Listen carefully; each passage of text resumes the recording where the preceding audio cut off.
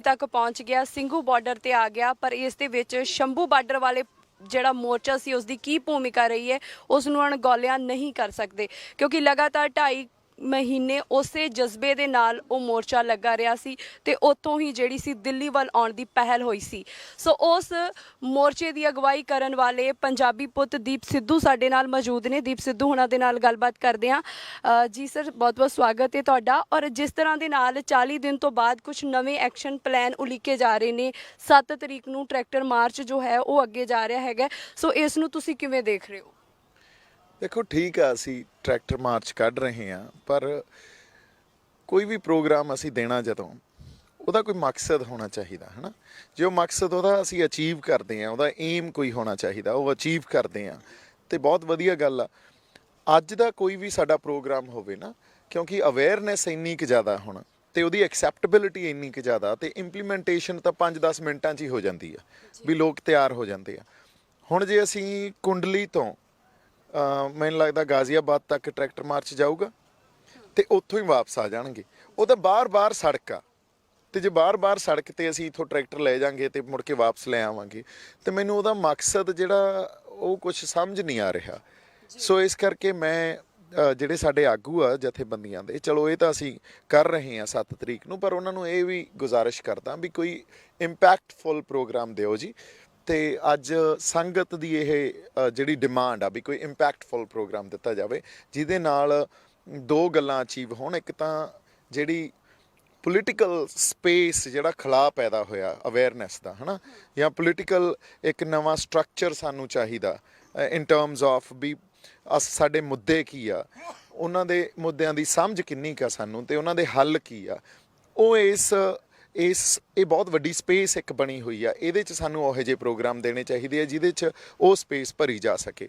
ਦੂਜਾ ਪ੍ਰੋਗਰਾਮ ਇਹ ਆ ਵੀ ਸਰਕਾਰ 'ਤੇ ਪ੍ਰੈਸ਼ਰ ਪੁਆਇੰਟ ਕਿਵੇਂ ਕ੍ਰੀਏਟ ਹੋਣ, ਇਹ ਪ੍ਰੋਗਰਾਮ ਦੇਣੇ ਚਾਹੀਦੇ ਆ ਜੀ। ਹਾਂਜੀ, ਸੋ ਜਿਸ ਤਰ੍ਹਾਂ ਦੇ ਨਾਲ ਜਜ਼ਬੇ ਵੀ ਅਸੀਂ ਦੇਖ ਰਹੇ ਹੈਗੇ ਹਾਂ, ਕਿਉਂਕਿ ਕਿਸਾਨ ਡਟੇ ਹੋਏ ਨੇ, ਹਾਲੇ ਕਿ ਬਾਬਿਆਂ ਦੇ ਅੰਦਰ ਉਹੀ ਜਜ਼ਬਾ ਹੈ, ਪਰ ਅੱਜ ਸਾਡੇ ਵਲੰਟੀਅਰ ਜਾਂ ਨੌਜਵਾਨ ਸਵਾਲ ਕਰ ਰਹੇ ਆ ਕਿ ਹਰ ਮੀਟਿੰਗ ਬੇਸਿੱਟਾ ਕਿਉਂ ਨਿਕਲ ਰਹੀ ਹੈ। ਸੋ ਜਜ਼ਬੇ ਨੂੰ ਕਿਤੇ ਨਾ ਕਿਤੇ ਢਾਹ ਲੱਗ ਰਹੀ ਹੈ, ਉਸ ਨੂੰ ਕਿਵੇਂ ਦੇਖ ਰਹੇ ਹੋ? ਨਹੀਂ ਜੀ, ਜਜ਼ਬੇ ਨੂੰ ਨਹੀਂ ਢਾਹ ਲੱਗ ਰਹੀ। ਦੇਖੋ, ਉਹਨਾਂ ਨੂੰ ਆਸ ਬੜੀ ਸੀ ਜਿਹੜੀ 4 ਤਰੀਕ ਦੀ ਮੀਟਿੰਗ ਸੀ ਨਾ, ਕਿਉਂਕਿ ਇਦੋਂ ਪਹਿਲਾਂ ਵਾਲੀ ਮੀਟਿੰਗ 'ਚ ਸਾਡੇ ਆਗੂਆਂ ਨੇ ਕਿਹਾ ਸੀ ਵੀ ਸਾਡੀਆਂ ਮੰਗਾਂ ਮੰਨ ਲਈਆਂ ਤੇ ਸਰਕਾਰ ਬੜੀ ਪੋਜ਼ਿਟਿਵ ਸੀ, ਉਹਨਾਂ ਦਾ ਰਵੱਈਆ ਬੜਾ ਵਧੀਆ ਸੀ ਤੇ ਸਾਨੂੰ ਪੂਰੀ ਆਸ ਆ ਅਗਲੀ ਮੀਟਿੰਗ 'ਚ ਜਿਹੜੀ ਗੱਲਬਾਤ ਵੀ ਇਹ ਸਾਡੇ ਹੱਕ 'ਚ ਨਿਬੜ ਜੂਗੀ, ਤੇ ਪਰ ਹੋਇਆ ਕੁਛ ਵੀ ਨਹੀਂ। ਸੋ ਜਦੋਂ ਆਸ ਟੁੱਟਦੀ ਆ, ਉਹ ਜਿਹੜੀ ਉਹਨਾਂ ਨੇ ਸਾਡੀ ਬੁਝਾਈ ਸੀ, ਤੇ ਉਸ ਤੋਂ ਕਈ ਵਾਰੀ ਜਿਹੜਾ ਇੱਕ ਡਿਸੈਂਟ ਪੈਦਾ ਹੋ ਜਾਂਦਾ ਹੈ ਨਾ, ਜਾਂ ਇਹ ਕਹਿ ਲਈਏ ਵੀ ਉਸ ਆਸ ਦੇ ਕਰਕੇ ਇੱਕ ਨਿਰਾਸ਼ਾ ਪੈਦਾ ਹੋ ਜਾਂਦੀ ਹੈ। ਨਿਰਾਸ਼ਾ ਪਰ ਉਹ ਬੜੇ ਥੋੜ੍ਹੇ ਟਾਈਮ ਵਾਸਤੇ ਹੁੰਦੀ ਆ। ਪਰ ਇਹ ਜ਼ਰੂਰ ਆ ਵੀ ਅੱਜ ਮੈਂ ਵਾਰ-ਵਾਰ ਇਹ ਜਿਹੜੇ ਸਾਡੇ ਆਗੂ ਆ ਜਥੇਬੰਦੀਆਂ ਦੇ, ਉਹਨਾਂ ਨੂੰ ਇਹ ਗੱਲ ਵਾਰ-ਵਾਰ ਕਹਿੰਦਾ ਰਹਿਣਾ ਵੀ ਇੱਕ ਤਾਂ ਤੁਸੀਂ ਕਨੈਕਟ ਪੈਦਾ ਕਰੋ। ਹੁਣ ਅੱਜ ਵੀ ਲੰਗਰ 'ਚ ਇਹ ਆਮ ਜਿਹੜੀ ਗੱਲ ਮੈਂ ਤੁਹਾਨੂੰ ਦੱਸ ਰਿਹਾ, ਸੰਗਤ ਦੀ ਗੱਲ ਦੱਸ ਰਿਹਾ, ਉਹਦੇ 'ਚ ਸੰਗਤ 'ਚ ਇਹ ਗੱਲ ਕਹੀ ਜਾ ਰਹੀ ਆ ਵੀ ਜਿਹੜੇ ਚੜੂਨੀ ਸਾਹਿਬ ਆ ਉਹ ਸਾਰੇ ਮੋਰਚੇ 'ਚ ਆ ਕੇ ਗਏ, ਹੋਰ ਕੋਈ ਆਗੂ ਨਹੀਂ ਆਇਆ ਜਾਂ ਉਹਨਾਂ ਦੀ ਟੀਮ ਨਹੀਂ ਆਈ। ਹੁਣ ਜਦੋਂ ਇਹੋ ਜਿਹੀ ਵੀ ਸਾਨੂੰ ਕਿਸੇ ਨੇ ਪੁੱਛਿਆ ਨਹੀਂ, ਜਦੋਂ ਇਹੋ ਜਿਹੀ ਗੱਲ ਅਸੀਂ ਸੰਗਤ 'ਚ ਦੇਖਦੇ ਹਾਂ ਨਾ, ਤੇ ਮੇਰਾ ਫਰਜ਼ ਇਹ ਬਣਦਾ ਵੀ ਸਤਿਕਾਰ ਸਹਿਤ ਹੀ, ਕਿਉਂਕਿ ਮੈਂ ਹਮੇਸ਼ਾ ਹੀ ਇਹ ਕਹਿਣਾ ਵੀ ਅਸੀਂ ਇੱਕ ਦੂਜੇ 'ਤੇ ਪਰਸਨਲ ਕੋਈ ਗੱਲ ਕਰਾਂਗੇ, ਉਹਦੇ 'ਤੇ ਕੋਈ ਤੋਹਮਤਾਂ ਲਾਵਾਂਗੇ, ਇਹਦੇ 'ਚ ਕੁਛ ਨਹੀਂ ਆ। ਹੁਣ ਤਾਂ ਟੀਮ ਵਰਕ ਦਿਖਾਉਣਾ ਪਊਗਾ ਤੇ ਮੈਂ ਸਤਿਕਾਰ ਸਹਿਤ ਹੀ ਇਹ ਆਗੂਆਂ ਨੂੰ ਗੱਲ ਕਹਿਣਾ ਵੀ ਤੁਸੀਂ ਪਲੀਜ਼ ਆਪਦਾ ਇੱਕ ਕਨੈਕਟ ਪੈਦਾ ਕਰੋ ਸੰਗਤ 'ਚ ਜਾ ਕੇ, ਲੋਕਾਂ 'ਚ ਜਾ ਕੇ, ਤੇ ਸਟੇਜ ਤੋਂ ਬਾਹਰ ਵੀ ਜਿਹੜੀ ਇੱਥੇ ਦੁਨੀਆ ਵੱਸਦੀ ਆ, ਕਿਉਂਕਿ ਬਹੁਤ ਲੋਕ ਇਹੋ ਜਿਹੇ ਆ ਜਿਹੜੇ ਸਟੇਜ 'ਤੇ ਨਹੀਂ ਜਾ ਰਹੇ ਔਰ ਉਹਨਾਂ ਕੋਲੇ ਇਹ ਵੀ ਹੈ ਨਹੀਂ ਵੀ ਉਹ ਬੈਠ ਕੇ ਸੁਣਦੇ ਆ ਵੀ ਉੱਥੇ ਕੀ ਹੋ ਰਿਹਾ। ਕਈ ਕਹਿੰਦੇ ਆ ਵੀ ਸਾਨੂੰ ਬਾਹਰ ਬੈਠਿਆਂ ਨੂੰ ਤਾਂ ਪਤਾ ਲੱਗ ਰਿਹਾ ਸਟੇਜ 'ਤੇ ਕੀ ਹੋ ਰਿਹਾ, ਇੱਥੇ ਵਾਲਿਆਂ ਨੂੰ ਕਿਉਂ ਨਹੀਂ ਪਤਾ? ਉਹ ਵਾਕਿਆ ਹੀ ਨਹੀਂ ਪਤਾ ਉਹਨਾਂ ਨੂੰ। ਉਹ ਕਨੈਕਟ ਬੜਾ ਕਿਤੇ ਪੈਦਾ ਨਹੀਂ ਕੀਤਾ ਗਿਆ, ਕਿਸੇ ਨੇ ਕੋਸ਼ਿਸ਼ ਨਹੀਂ ਕੀਤੀ। ਸੋ ਸਾਨੂੰ ਨੁੱਕੜ ਮੀਟਿੰਗਾਂ ਕਰਨੀਆਂ ਚਾਹੀਦੀਆਂ, ਇਕੱਲੇ ਸਪੀਕਰ ਲਾ ਕੇ ਜਾਂ ਸਕਰੀਨਸ ਲਾ ਕੇ ਸਾਡਾ ਜਿਹੜਾ ਅਸੀਂ ਕਹਿ ਦਈਏ ਵੀ ਇਹ ਹੱਲ ਨਿਕਲਿਆ ਆਊਗਾ, ਉਵੇਂ ਨਹੀਂ ਨਿਕਲਣਾ। ਜਿਹੜੇ ਬੰਦੇ ਸ਼ਮੂਲੀਅਤ ਕਰ ਰਹੇ ਆ ਮੋਰਚੇ 'ਚ ਆ ਕੇ, ਉਹਨਾਂ ਬੰਦਿਆਂ ਦੇ ਨਾਲ ਜਾ ਕੇ ਮਿਲੋ, ਉਹਨਾਂ ਨੂੰ ਫੀਲ ਹੋਵੇ ਵੀ ਹਾਂ ਅਸੀਂ ਵੀ ਕਨੈਕਟਡ ਆ, ਹੈ ਨਾ। ਇੱਕ ਪਰਸਨਲ ਟੱਚ ਬਹੁਤ ਜ਼ਰੂਰੀ ਹੁੰਦਾ। ਜਦੋਂ ਤੱਕ ਸਾਡਾ ਪਰਸਨਲ ਟੱਚ ਨਹੀਂ ਬਣਦਾ ਨਾ, ਉਦੋਂ ਤੱਕ ਸੈਂਸ ਆਫ ਬਿਲੋਂਗਿੰਗ ਹੌਲੀ ਹੌਲੀ ਕਮਜ਼ੋਰ ਹੁੰਦੀ ਹੈ। ਫਿਰ ਅਸੀਂ ਉਹਨੂੰ ਕਮਜ਼ੋਰ ਨਹੀਂ ਕਰਨਾ, ਅਸੀਂ ਉਹਨੂੰ ਮਜ਼ਬੂਤ ਕਰਨਾ। ਤਾਂ ਇੱਕ ਸਲਾਹ ਹੀ ਆ। ਜਿਸ ਤਰ੍ਹਾਂ ਨੂੰ ਤੁਸੀਂ ਕਿਹਾ ਕਿ ਨਿਰਾਸ਼ਾ ਥੋੜੀ ਜਿਹੀ ਆ ਜਾਂਦੀ, ਪਰ ਮੋਰਚੇ 'ਚ ਸਭ ਤੋਂ ਜੇਕਰ ਅਸੀਂ ਕਹੀਏ ਨਕਾਰਾਤਮਕ ਚਿੰਨ੍ਹ ਨਿਰਾਸ਼ਾ ਹੁੰਦੀ, ਕਿਉਂਕਿ ਇੱਥੇ ਦਰਦ ਵਾਲੇ ਲੋਕ ਬੈਠ ਸਕਦੇ ਨੇ, ਹਮਦਰਦ ਲੋਕ ਬੈਠ ਸਕਦੇ ਨੇ, ਹੱਕਾਂ ਨੂੰ ਮੰਗਣ ਵਾਲੇ ਜਜ਼ਬੇ ਵਾਲੇ ਲੋਕ ਬੈਠ ਸਕਦੇ ਨੇ, ਪਰ ਨਿਰਾਸ਼ ਨਹੀਂ ਬੈਠ ਸਕਦੇ। ਜੇ ਤੁਸੀਂ ਇੱਕ ਪ੍ਰਬੰਧਕ ਵਜੋਂ ਦੇਖੋ ਤਾਂ ਆਪਣੇ ਪੱਧਰ ਤੇ ਇਹ ਨਿਰਾਸ਼ਾ 1% ਵੀ ਨਾ ਆਵੇ, ਇਸ ਲਈ ਦੀਪ ਸਿੱਧੂ ਕੀ ਕਰਦੇ, ਉਹਨਾਂ ਦਾ ਐਕਸ਼ਨ ਪਲਾਨ ਕਿਸ ਤਰ੍ਹਾਂ ਦੇ ਹੁੰਦੇ ਇੱਥੇ? ਦੇਖੋ ਨਿਰਾਸ਼ਾ ਜਿਹੜੀ ਆ ਉਹ ਤਾਂ ਆਈ ਨਹੀਂ। ਨਿਰਾਸ਼ਾ ਤੇ ਆਪਾਂ ਡਿਸੈਂਟ 'ਚ ਫਰਕ ਜਿਹੜਾ ਕਹਿ ਸਕਦੇ ਹਾਂ ਵੀ ਜਥੇਬੰਦੀਆਂ ਨੇ ਜਿਵੇਂ 30 ਤਰੀਕ ਦੀ ਮੀਟਿੰਗ ਸੀ, ਮੈਨੂੰ ਲੱਗਦਾ ਉਹਦੇ 'ਚ ਜੋ ਆਸ ਜੀ ਬਣਾਈ ਸੀ ਉਹ 4 ਤਰੀਕ ਨੂੰ ਫੇਰ ਟੁੱਟ ਗਈ। ਸੋ ਉਹ ਇੱਕ ਮੋਮੈਂਟਰੀ ਜਿਹੜੇ ਇਮੋਸ਼ਨਸ ਹੁੰਦੇ ਆ ਨਾ ਜਾਂ ਜਜ਼ਬਾਤ ਹੁੰਦੇ ਆ ਵੀ ਯਾਰ ਹੋਇਆ ਫੇਰ ਵੀ ਨਹੀਂ ਕੁਛ, ਹਨਾ, ਉਹ ਜ਼ਰੂਰ ਆਉਂਦੇ ਆ। ਪਰ ਇਸ ਕਾਰਗੁਜ਼ਾਰੀ ਤੇ ਸਵਾਲ ਉੱਠ ਰਹੇ ਨੇ। ਨਹੀਂ, ਕਾਰਗੁਜ਼ਾਰੀ ਤੇ ਦੇਖੋ, ਕਾਰਗੁਜ਼ਾਰੀ ਤੇ ਅਸੀਂ ਤਾਂ ਹਜੇ ਵੀ ਕਹਿ ਰਹੇ ਹਾਂ ਵੀ ਤੁਸੀਂ ਸਾਡੇ ਆਗੂ ਹੋ, ਤੁਸੀਂ ਅੱਗੇ ਲੱਗੇ ਹੋਏ ਹੋ, ਤੁਹਾਡੀ ਕਾਰਗੁਜ਼ਾਰੀ ਵੀ ਠੀਕ ਆ, ਪਰ ਤੁਸੀਂ ਇੱਕ ਟੀਮ ਵਰਕ ਬਣਾ ਕੇ ਚੱਲੋ, ਸਾਡੀਆਂ ਸਲਾਹਾਂ ਤਾਂ ਲਓ। ਕਈ ਵਾਰੀ ਸਾਨੂੰ ਹੱਲ ਇੱਕ ਪਾਸੇ ਅਸੀਂ ਦੇਖੀ ਜਾਂਦੇ ਹੁੰਦੇ ਹਾਂ, ਦੂਜੇ ਪਾਸੇ ਹੱਲ ਪਿਆ ਹੁੰਦਾ ਤੇ ਅਸੀਂ ਉਸ ਪਾਸੇ ਨਿਗਾਹ ਹੀ ਨਹੀਂ ਮਾਰਦੇ। ਦੂਜੇ ਪਾਸੇ ਨਿਗਾਹ ਮਾਰੋ ਤੇ ਤੁਸੀਂ ਉਹ ਜਾ ਕੇ ਗੱਲਾਂ ਕਰਨੀਆਂ, ਤੁਸੀਂ ਅਗਵਾਈ ਕਰਨੀ ਆ, ਪਰ ਤੁਸੀਂ ਸਾਡੀ ਸਲਾਹ ਤਾਂ ਲਓ, ਸਾਡੇ ਆਈਡੀਆਜ਼ ਤਾਂ ਲਓ। ਆਈਡੀਆਜ਼ ਨੂੰ ਜਨਰੇਟ ਹੋਣ ਦੇ ਲੈਵਲ ਤੇ ਨਾ ਬੰਦ ਕਰੋ। ਅਗਲੀ ਗੱਲ ਆ ਜਿਹੜੀ, ਇਹਨੂੰ ਨਿਰਾਸ਼ਾ ਨਹੀਂ ਕਹਿ ਸਕਦੇ, ਇੱਕ ਮੋਮੈਂਟਰੀ ਜਜ਼ਬਾਤ ਆ, ਕਿਉਂਕਿ ਜਿੰਨਾ ਇੱਥੇ ਭਰੋਸਾ ਅਕਾਲ ਪੁਰਖ ਵਾਹਿਗੁਰੂ 'ਚ ਦਿਖਾਇਆ ਜਾਂ ਅਕਾਲ ਪੁਰਖ ਵਾਹਿਗੁਰੂ ਇੱਕ ਡਿਵਾਈਨ ਇੰਟਰਵੈਂਸ਼ਨ ਦੀ ਜੋ ਗੱਲ ਕੀਤੀ ਜਾ ਰਹੀ ਹੈ, ਜੋ ਅਸੀਂ ਮਹਿਸੂਸ ਕਰ ਰਹੇ ਹਾਂ ਉਸ ਇੰਟਰਵੈਂਸ਼ਨ ਨੂੰ, ਉਸ ਇੰਟਰਵੈਂਸ਼ਨ ਦੇ ਹੁੰਦੇ ਹੋਏ ਇੱਥੇ ਨਿਰਾਸ਼ਾ ਤਾਂ ਨਹੀਂ ਆ ਸਕਦੀ। ਸੋ ਇਸ ਕਰਕੇ ਹਜੇ ਵੀ ਜਿਹੜਾ ਸਾਡੇ ਹੌਸਲੇ ਆ ਉਹ ਬੁਲੰਦ ਆ, ਸਾਡੇ 'ਚ ਉਹੀ ਜਜ਼ਬਾ ਜੋ ਪਹਿਲੇ ਦਿਨ ਤੋਂ ਲੈ ਕੇ ਸੀ, ਤੇ ਓਨਾ ਹੀ ਸਾਡੇ 'ਚ ਵਿਸ਼ਵਾਸ ਆ ਵੀ ਸਾਡੀ ਜਿੱਤ ਹੋਊਗੀ। ਤੇ ਅਕਾਲ ਪੁਰਖ ਵਾਹਿਗੁਰੂ ਨੂੰ ਰੋਜ਼ ਅਰਦਾਸ ਕਰੀਦੀ ਆ ਵੀ ਜਿੱਤ ਬਖਸ਼ੋ ਇਨਸ਼ਾਅੱਲਾ। ਜਿਸ ਤਰ੍ਹਾਂ ਦੇ ਨਾਲ 7 ਤਰੀਕ ਨੂੰ ਜਿਹੜਾ ਟਰੈਕਟਰ ਟਰਾਲੀ ਮਾਰਚ ਰੱਖਿਆ ਗਿਆ, ਉਸ ਤੋਂ ਬਾਅਦ ਦੇ 26 ਨੂੰ ਇਸ ਨੂੰ ਟਰਾਇਲ ਕਿਹਾ ਜਾ ਰਿਹਾ, ਫਿਰ 26 ਨੂੰ ਇੱਕ ਤਿਰੰਗਾ ਰੱਖਦੇ ਹੋਏ ਟਰੈਕਟਰ ਟਰਾਲੀ ਪਰੇਡ ਕੀਤੀ ਜਾਵੇਗੀ। ਉਹ ਸਾਰੇ ਨੂੰ ਤੁਸੀਂ ਕਿਵੇਂ ਦੇਖ ਰਹੇ ਹੋ ਔਰ ਕਿਸ ਤਰ੍ਹਾਂ ਦੇ ਨਾਲ ਇਹ ਸਾਡੇ ਅੰਦੋਲਨ ਨੂੰ ਹੋਰ ਤਿੱਖਾ ਕਰੇਗਾ? ਦੇਖੋ, ਹੁਣ ਅਸੀਂ ਜਦੋਂ ਆਏ ਆ ਨਾ, ਅਸੀਂ ਇਸ ਟਾਈਮ ਤਾਂ ਸਰਕਾਰ ਨਾਲ ਮੱਥਾ ਲਾਈ ਬੈਠੇ ਆ ਤੇ ਆਪਦੇ ਹੋਂਦ ਦੀ ਲੜਾਈ ਲੜ ਰਹੇ ਆ। ਹੁਣ ਹੋਂਦ 'ਚ ਸਾਡੀ ਕੌਮੀਅਤ ਆ ਜਿਹੜੀ, ਉਹ ਕੌਮੀਅਤ ਤਾਂ ਪਹਿਲਾ ਜਿਹੜਾ ਅਸੀਂ ਉਹਦੇ 'ਚ ਆਪਦੀ ਹੋਂਦ 'ਚ ਪੜਾ ਜਿਹੜਾ ਕਹਿੰਦੇ ਆ ਜਾਂ ਪਹਿਲਾ ਕਦਮ ਆ, ਉਹ ਆਪਦੀ ਕੌਮੀਅਤ ਨੂੰ ਬਚਾਉਣ ਦਾ। ਜਦੋਂ ਨਿਸ਼ਾਨ ਸਾਹਿਬ ਲਾਉਣ ਦੀ ਗੱਲ ਆਈ ਸੀ, ਅਸੀਂ ਇਹੀ ਗੱਲ ਰੱਖੀ ਸੀ ਵੀ ਇਹਨਾਂ ਨਿਸ਼ਾਨਾਂ ਹੇਠਾਂ ਹੀ ਅਸੀਂ ਜ਼ੁਲਮ ਤੇ ਜ਼ਬਰ ਦਾ ਟਾਕਰਾ ਕੀਤਾ। ਸਾਡੇ ਰਹਿਬਰਾਂ ਨੇ, ਸਾਡੇ ਗੁਰੂਆਂ ਨੇ, ਹਨਾ, ਸ਼ਹੀਦੀਆਂ ਦਿੱਤੀਆਂ, ਉਹ ਇਸ ਨਿਸ਼ਾਨ ਸਾਹਿਬ ਦੇ ਅਧੀਨ ਹੀ ਦਿੱਤੀਆਂ। ਤਾਂ ਇਹ ਨਿਸ਼ਾਨ ਸਾਹਿਬ ਸਾਡੀ ਇੱਕ ਸੋਵਰਨਿਟੀ ਦਾ ਜਾਂ ਸੋਵਰਨ ਅਸੀਂ ਹੈਗੇ ਆ। ਕਿਵੇਂ ਸੋਵਰਨ ਆ? ਜਿੱਥੇ ਵੀ ਕਿਤੇ ਦੇਖੋ, ਅਸੀਂ ਕਿਸੇ ਘੇਰੇਬੰਦੀ 'ਚ, ਸਰਹੱਦਾਂ 'ਚ ਬੰਨੇ ਹੋਏ ਲੋਕ ਨਹੀਂ ਆ। ਸਰਬੱਤ ਦੇ ਭਲੇ ਵਾਲੀ ਕੌਮ ਆ। ਸਰਬੱਤ ਦੇ ਭਲੇ ਵਾਲੀ ਕੌਮ ਜਿਹੜੀ ਹੋਊਗੀ, ਉਹ ਜਦੋਂ ਜ਼ਬਰ ਤੇ ਜ਼ੁਲਮ ਦਾ ਟਾਕਰਾ ਕਰੂਗੀ, ਜਦੋਂ ਜਰਵਾਣੇ ਦੀ ਭੱਖਿਆ ਤੇ ਗਰੀਬ ਦੀ ਰੱਖਿਆ ਕਰੂਗੀ, ਉਹ ਇੱਕ ਚਿੰਨ੍ਹ ਦੇ ਅਧੀਨ ਕਰੂਗੀ, ਤੇ ਉਹ ਸਾਡਾ ਨਿਸ਼ਾਨ ਸਾਹਿਬ ਆ। ਹੁਣ ਉਹ ਸਾਡੀ ਸੋਵਰਨਿਟੀ ਦਾ ਪ੍ਰਤੀਕ ਆ, ਜਾਂ ਸਾਡੇ ਸਿਧਾਂਤਾਂ ਤੇ ਉਹਨਾਂ ਫਲਸਫਿਆਂ ਦਾ ਪ੍ਰਤੀਕ ਆ ਜਿਹੜੇ ਸਾਡੇ ਰਹਿਬਰਾਂ ਨੇ, ਸਾਡੇ ਗੁਰੂਆਂ ਨੇ ਸਾਨੂੰ ਦਿੱਤੇ ਆ। ਹੁਣ ਅਸੀਂ ਜੇ ਅੱਜ ਇੰਡੀਅਨ ਸਟੇਟ ਦੇ ਨਾਲ ਮਾਰਚ ਉਹਨਾਂ ਦੇ ਖਿਲਾਫ ਕਰਨਾ, ਤਾਂ ਅਸੀਂ ਤਾਂ ਨਿਸ਼ਾਨ ਸਾਹਿਬ ਲਾ ਕੇ ਕਰਾਂਗੇ, ਅਸੀਂ ਤਿਰੰਗੇ ਲਾ ਕੇ ਨਹੀਂ ਕਰਾਂਗੇ। ਪਰ ਕੀ ਸਾਡੀ ਲੜਾਈ ਸੰਵਿਧਾਨ ਦੇ ਨਾਲ ਹੈ ਜਾਂ ਸਰਕਾਰ ਦੇ? ਸਿਸਟਮ ਦੇ। ਹਾਂਜੀ, ਸਾਡੀ ਲੜਾਈ ਦੇਖੀਏ ਜਿਹੜੀ ਹੈ ਨਾ, ਉਹ ਸਿਸਟਮ ਦੇ ਖਿਲਾਫ ਆ। ਜਿਹੜੀ ਪਾਲਿਸੀ ਇੰਪਲੀਮੈਂਟ ਕਰ ਰਹੇ ਆ ਉਹਦੇ ਖਿਲਾਫ ਆ। ਉਹ ਸਿਸਟਮ ਦੀ ਦੇਣ ਆ, ਔਰ ਉਹ ਸਿਸਟਮ ਜਿਹੜਾ ਉਹ ਯੂਨਿਟਰੀ ਫਾਰਮ ਆਫ ਗਵਰਨਮੈਂਟ ਆ।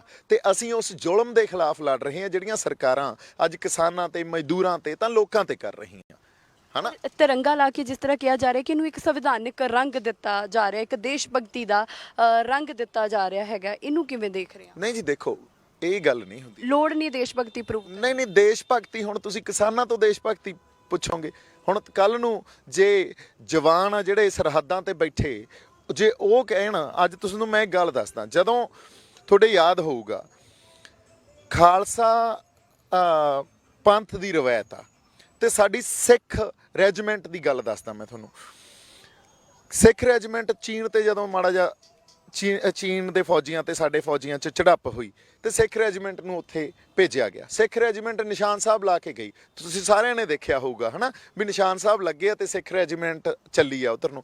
ਆਰਮੀ ਵਾਲਿਆਂ ਨੇ ਕਦੇ ਕੁਐਸਚਨ ਨਹੀਂ ਕੀਤਾ। ਉਹਨਾਂ ਨੂੰ ਪਤਾ ਵੀ ਇਹ ਇੱਕ ਜਜ਼ਬਾ, ਇਸ ਜਜ਼ਬੇ ਦੇ ਅਧੀਨ ਹੀ ਇਹ ਜ਼ੁਲਮ ਤੇ ਜ਼ਬਰ ਦੇ ਖਿਲਾਫ ਲੜਦੇ ਆ। ਉੱਥੇ ਜੇ ਅਸੀਂ ਕਹਿ ਦਈਏ ਵੀ ਦੇਸ਼ ਭਗਤੀ ਤੁਸੀਂ ਪ੍ਰੂਵ ਕਰੋ, ਯਾਰ ਤੁਸੀਂ ਨਿਸ਼ਾਨ ਸਾਹਿਬ ਲਾਈ ਬੈਠੇ ਹੋ, ਸੋ ਇਹ ਤਾਂ ਇੱਕ ਗੱਲ ਸਾਨੂੰ ਘੇਰਨ ਦੀ ਆ ਵੀ ਤੁਸੀਂ ਨਿਸ਼ਾਨ ਸਾਹਿਬ ਲਾ ਲਿਆ ਤਾਂ ਦੇਸ਼ ਭਗਤ ਨਹੀਂ ਹੋ, ਜੇ ਨਿਸ਼ਾਨ ਸਾਹਿਬ ਨਹੀਂ ਲਾਇਆ ਜਾਂ ਤਿਰੰਗਾ ਲਾ ਲਿਆ ਫੇਰ ਹੀ ਦੇਸ਼ ਭਗਤ ਹੋ।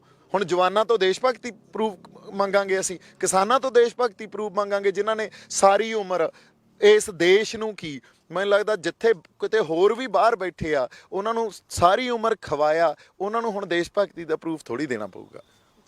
ਤੇ ਕੀ ਦੀਪ ਜਿਹੜੇ ਹੈਗੇ ਇਸ ਐਕਸ਼ਨ ਪਲਾਨ ਦੇ ਵਿੱਚ ਅੱਗੇ ਵਧਣਗੇ ਜਾਂ ਟਰੈਕਟਰ ਟਰਾਲੀ ਮਾਰਚ ਦੇ ਵਿੱਚ ਸਾਨੂੰ ਪਹਿਲਾਂ ਦੀ ਤਰ੍ਹਾਂ ਰਹਿਨੁਮਾਈ ਕਰਦੇ ਹੋਏ ਨਜ਼ਰ ਆਉਣਗੇ, ਗੱਲਬਾਤ ਕਰਦੇ ਹੋਏ, ਵਿਚਾਰ ਵਟਾਂਦਰਾ ਕਰਦੇ ਹੋਏ, ਬੇਬਾਕੀ ਨਾਲ ਗੱਲ ਰੱਖਦੇ ਹੋਏ, ਇੱਕ ਲੀਡਰਸ਼ਿਪ ਦਿਖਾਉਂਦੇ ਹੋਏ ਨਜ਼ਰ ਆਉਣਗੇ? ਹਾਂਜੀ, ਮੈਂ ਤਾਂ ਹਮੇਸ਼ਾ ਹੀ ਨਾਲ ਆ। ਦੇਖੋ ਸਾਡਾ ਸੰਘਰਸ਼ ਆ, ਇਹਦੇ 'ਚ ਸਾਡਾ ਜਿਹੜਾ ਮਕਸਦ ਆ ਉਹ ਤਾਂ ਇੱਕੋ ਹੀ ਆ ਨਾ, ਸਾਡਾ ਦੁਸ਼ਮਣ ਦਿੱਲੀ ਦੇ ਖਿਲਾਫ ਜੰਗ ਲੜ ਰਹੇ ਆ, ਤੇ ਮੈਂ ਤਾਂ ਹਮੇਸ਼ਾ ਹੀ ਨਾਲ ਆ। ਇਹ ਜ਼ਰੂਰ ਆ ਵੀ ਮੈਂ ਆਪਦੇ ਵਿਚਾਰ ਦੇ ਸਕਦਾ, ਸਲਾਹ ਦੇ ਸਕਦਾ ਔਰ ਸਿਧਾਂਤਕ ਵਖਰੇਵੇਂ ਮੇਰੇ ਹੋ ਸਕਦੇ ਆ, ਪਰ ਮੈਂ ਵੱਖ ਨਹੀਂ ਆ। ਔਰ ਮੈਂ ਹਮੇਸ਼ਾ ਕਹਿ ਰਿਹਾ ਅਸੀਂ ਟੀਮ ਵਰਕ ਬਣਾ ਕੇ ਚੱਲੀਏ। ਕਈ ਵਾਰੀ ਜੇ ਤੁਹਾਨੂੰ ਸਲਾਹਾਂ ਚੰਗੀਆਂ ਲੱਗਦੀਆਂ ਤੁਸੀਂ ਲੈ ਲਿਓ, ਤੇ ਜੇ ਨਹੀਂ ਚੰਗੀਆਂ ਲੱਗਦੀਆਂ ਨਾ ਲਿਓ। ਔਰ ਸਾਡੇ ਜਿਹੜੇ ਬਜ਼ੁਰਗ ਆ ਉਹਨਾਂ ਨੇ 40-40 50-50 ਸਾਲਾਂ ਦੀਆਂ ਜੇ ਸੰਘਰਸ਼ ਲੜੇ ਹੋਏ ਆ, ਉਹ ਸਤਿਕਾਰਯੋਗ ਆ। ਉਸ ਗੱਲ ਦਾ ਵੀ ਆਪਾਂ ਇਹਦੀ ਅਹਿਮੀਅਤ ਵੀ ਸਮਝਦੇ ਆ ਤੇ ਉਹਨਾਂ ਨੂੰ ਉਹਦਾ ਸਿਹਰਾ ਵੀ ਦਿੰਨੇ ਆ ਆਪਾਂ ਵੀ ਤੁਸੀਂ ਅੱਛਾ ਇਸ ਗੱਲ ਦਾ ਸਿਹਰਾ ਵੀ ਦਿੰਨੇ ਆ ਵੀ ਇੱਥੇ ਵੀ ਇਸ਼ੂ ਉਹਨਾਂ ਨੇ ਰੈਕਗਨਾਈਜ਼ ਕੀਤਾ ਤੇ ਲਾਮਬੰਦੀ ਕੀਤੀ। ਪਰ ਹੁਣ ਜੋ ਸੰਘਰਸ਼ ਦਾ ਰੂਪ ਰੇਖਾ ਜਾਂ ਇਹਦਾ ਮੂਲ ਖਾਂਸਾ ਨਾ, ਉਹ ਪਹਿਲਾਂ ਕਿਸਾਨਾਂ ਦਾ ਸੰਘਰਸ਼ ਹੁੰਦਾ ਸੀ, ਕਿਸਾਨ ਲੜਦੇ ਸੀ। ਅੱਜ ਤੁਸੀਂ ਡਾਈਵਰਸ ਪਾਰਟਿਸਿਪੇਸ਼ਨ ਦੇਖੋ, ਇਹਦੇ 'ਚ ਵਿਆਪਕ ਜੋ ਇੱਕ ਨਾ ਇਹਦੇ 'ਚ ਸ਼ਮੂਲੀਅਤ ਹੋਈ ਆ, ਹਰ ਵਰਗ ਇੱਥੇ ਆ। ਤੁਸੀਂ ਵੀ ਸੰਘਰਸ਼ ਲੜ ਰਹੇ ਹੋ, ਤੁਸੀਂ ਸਾਡੀ ਇੰਟਰਵਿਊ ਨਹੀਂ ਕਰ ਰਹੇ, ਤੁਸੀਂ ਐਕਚੁਅਲੀ ਉਹ ਆਵਾਜ਼ ਬੁਲੰਦ ਕਰ ਰਹੇ ਹੋ ਥਰੂ ਆਊਟ ਹਰ ਬੰਦੇ ਦੀ ਜਿਹੜਾ ਇਹ ਸੰਘਰਸ਼ ਲੜ ਰਿਹਾ, ਤਾਂ ਤੁਸੀਂ ਵੀ ਸੰਘਰਸ਼ ਲੜ ਰਹੇ ਹੋ। ਸੋ ਇਹ ਪਾਰਟਿਸਿਪੇਸ਼ਨ ਆ ਨਾ ਜਿਹੜੀ, ਅੱਛਾ ਜਿਹੜਾ ਪੰਜਾਬ 'ਚ ਘਰੇ ਬੈਠਾ ਉਹ ਵੀ ਇੱਥੇ ਹੀ ਆ, ਧਿਆਨ ਇੱਥੇ ਹੀ ਆ ਸਾਰਿਆਂ ਦਾ। ਜਿਹੜੇ ਸਾਡੇ ਬਾਹਰ ਬੈਠੇ ਆ NRIs ਆ ਉਹ ਵੀ ਇੱਥੇ ਹੀ ਆ। ਹੁਣ ਇਸ ਪਾਰਟਿਸਿਪੇਸ਼ਨ ਤੋਂ ਅਸੀਂ ਮੁਨਕਰ ਕਿਵੇਂ ਹੋ ਜਾਾਂਗੇ? ਉਸ ਸਾਰੀਆਂ ਰੂਹਾਂ ਨੂੰ ਸਾਨੂੰ ਇਨਵੋਲਵ ਕਰਨਾ ਚਾਹੀਦਾ, ਉਹਨਾਂ ਦੀਆਂ ਸਲਾਹਾਂ ਲੈਣੀਆਂ ਚਾਹੀਦੀਆਂ। ਤਾਂ ਇੱਕ ਟੀਮ ਵਰਕ ਜਦੋਂ ਕੰਮ ਕਰਦਾ ਨਾ ਫਿਰ ਜਿੱਤ ਹੋਣੀ ਹੋਣੀ ਆ। ਸਲਾਹ ਤਾਂ ਕੰਦੀ ਵੀ ਲੈ ਲੈਣੀ ਚਾਹੀਦੀ। ਦੀਪ, ਸ਼ੰਭੂ ਤੋਂ ਇੱਕ ਗੱਲ ਹਮੇਸ਼ਾ ਬੜੇ ਜਜ਼ਬੇ ਨਾਲ ਅਸੀਂ ਕਹਿੰਦੇ ਸੁਣਦੇ ਸੀ ਤੁਹਾਨੂੰ ਕਿ ਦਿੱਲੀ ਦੂਰ ਨਹੀਂ ਆ, ਦਿੱਲੀ ਦੂਰ ਨਹੀਂ ਸੀ, ਅਸੀਂ ਆਣ ਬੈਠੇ ਦਿੱਲੀ ਦੇ ਵਿੱਚ। ਪਰ ਅੱਜ ਜਿੱਤ ਕਿੰਨੀ ਕੁ ਦੂਰ ਹੈ? ਕਿਉਂਕਿ ਹੁਣ ਟਰਾਲੀਆਂ 'ਚ ਬੈਠੇ ਲੋਕ ਸਾਨੂੰ ਸਵਾਲ ਪੁੱਛਦੇ ਆ। ਦੇਖੋ ਜਿੱਤ ਜਿਹੜੀ ਆ ਨਾ, ਇਹ ਵੀ ਆਪਾਂ ਬਹੁਤ ਸਮੇਂ ਤੋਂ ਇਹ ਗੱਲ ਕਰ ਰਹੇ ਹਾਂ ਵੀ ਇਹ ਸੰਘਰਸ਼ ਸ਼ਾਂਤਮਈ ਸੰਘਰਸ਼ ਆ। ਸ਼ਾਂਤਮਈ ਸੰਘਰਸ਼ ਹੁੰਦਾ ਨਾ, ਉਹਦੇ 'ਚ ਤੁਹਾਡਾ ਵਿਵੇਕ, ਤੁਹਾਡਾ ਸਬਰ, ਤੁਹਾਡਾ ਸਿਦਕ ਤੇ ਜਾਪਤਾ, ਇਹ ਚੀਜ਼ਾਂ ਪਰਖੀਆਂ ਜਾਂਦੀਆਂ ਹੁੰਦੀਆਂ। ਇਸ ਪਰਖ ਤੋਂ ਬਾਅਦ ਤੁਹਾਡੇ ਤੇ ਗੁਰੂ ਦੀ ਮਿਹਰ ਹੋਣੀ ਹੁੰਦੀ ਆ, ਉਸ ਅਕਾਲ ਪੁਰਖ ਵਾਹਿਗੁਰੂ ਦੀ ਮਿਹਰ ਹੋਣੀ ਹੁੰਦੀ ਆ। ਜਦੋਂ ਅਸੀਂ ਇਹ ਚਾਰੇ ਪਰਖਾਂ 'ਚ ਸਹੀ ਉਤਰ ਗਏ ਤਾਂ ਫਿਰ ਜਿੱਤ ਯਕੀਨੀ ਆ। ਫਿਰ ਜਦੋਂ ਮਿਹਰ ਹੋ ਜੇ ਉਸ ਤੋਂ ਬਾਅਦ ਤਾਂ ਫਿਰ ਕੁਛ ਨਹੀਂ ਇਹੋ ਜਿਹਾ ਜਿਹੜਾ ਸਾਡੇ ਤੋਂ ਵਾਂਝਾ ਰਹਿੰਦਾ ਉਹ ਤਾਂ ਸਭ ਕੁਝ ਹੀ ਦੇ ਦੂਗਾ ਫਿਰ। ਪਰ ਇਹ ਚਾਰ ਚੀਜ਼ਾਂ ਸ਼ਾਂਤਮਈ ਸੰਘਰਸ਼ 'ਚ ਪਰਖੀਆਂ ਜਾਣਗੀਆਂ। ਇਸ ਪਰਖ ਤੇ ਪੂਰੇ ਉਤਰ ਜੋ ਤੇ ਅਸੀਂ ਜਿੱਤ ਕੇ ਜਾਵਾਂਗੇ। ਬੋਲੇ ਸੋਨਿਆ। ਸਤਿ ਸ੍ਰੀ ਅਕਾਲ। ਬਹੁਤ ਬਹੁਤ ਧੰਨਵਾਦ ਸਾਨੂੰ ਇਹ ਸੰਕਲਪ ਦੇਣ ਦੇ ਲਈ। ਔਰ ਦੀਪ ਸਿੱਧੂ ਸਾਡੇ ਨਾਲ ਹਨ, ਬੜੀ ਪਹਿਲਾਂ ਬਹੁਤ ਮੋਹਰੀ ਹੋ ਕੇ ਮੋਰਚੇ ਦੀ ਅਗਵਾਈ ਕਰਦੇ ਰਹੇ ਹਨ ਔਰ ਲਗਾਤਾਰ ਜਿੱਥੇ ਕਿਤੇ ਵੀ ਕੁਝ ਵੀ ਵਿਚਾਰਾਂ ਦਾ ਫਰਕ ਨਜ਼ਰ ਆਇਆ ਬੜੀ ਬੇਬਾਕੀ ਦੇ ਨਾਲ ਰੱਖਦੇ ਰਹੇ ਹਨ। ਸੋ ਦੀਪ ਸਿੱਧੂ ਅੱਜ ਵੀ ਪੰਜਾਬੀਆਂ ਦੇ ਦਿਲਾਂ ਦੇ ਵਿੱਚ ਹਨ। ਸੰਘਰਸ਼ ਦੇ ਲਈ ਜਦੋਂ ਵੀ ਨਵਾਂ ਐਕਸ਼ਨ ਪਲਾਨ ਲਿਆ ਜਾਂਦਾ ਹੈ ਤੇ ਹਰ ਕਿਸੇ ਦੇ ਮਨ 'ਚ ਹੁੰਦਾ ਹੈ ਕਿ ਇੱਧਰੋਂ ਕੀ ਆਵੇਗਾ। ਸੋ ਲਗਾਤਾਰ ਇੱਕ ਹੀ ਗੱਲ ਦੇ ਉੱਤੇ ਕਿ ਅੱਜ ਵੀ ਕਿਸਾਨੀ ਸੰਘਰਸ਼ ਲਈ ਡਟੇ ਹੋਏ ਆ ਔਰ ਡਟੇ ਰਹਾਂਗੇ। ਲੜਾਈ ਹੱਕਾਂ ਦੀ ਆ ਤੇ ਜ਼ਰੂਰ ਲੜਾਂਗੇ ਤੇ ਜਿੱਤਾਂਗੇ ਵੀ। ਸੋ ਅਸੀਂ ਵੀ ਲਗਾਤਾਰ ਕੋਸ਼ਿਸ਼ ਕਰ ਰਹੇ ਹਾਂ ਕਿ तमाम ਅਪਡੇਟਸ ਤੁਹਾਡੇ ਤੱਕ ਲੈ ਕੇ ਆਈਏ। ਆਉਂਦੇ ਵੀ ਰਹਾਂਗੇ, ਜੁੜੇ ਰਹੋ ਰੋਜ਼ਾਨਾ ਸਪੋਕਸਮੈਨ TV ਦੇ ਨਾਲ। ਫਿਲਹਾਲ ਮੈਨੂੰ ਅਰਪਨ ਕੌਰ ਨੂੰ ਸਹਿਯੋਗੀ ਕੈਮਰਾਮੈਨ ਕਰਨਵੀਰ ਬਸਰਾ ਦੇ ਨਾਲ ਦਿਓ ਆਗਿਆ। ਧੰਨਵਾਦ।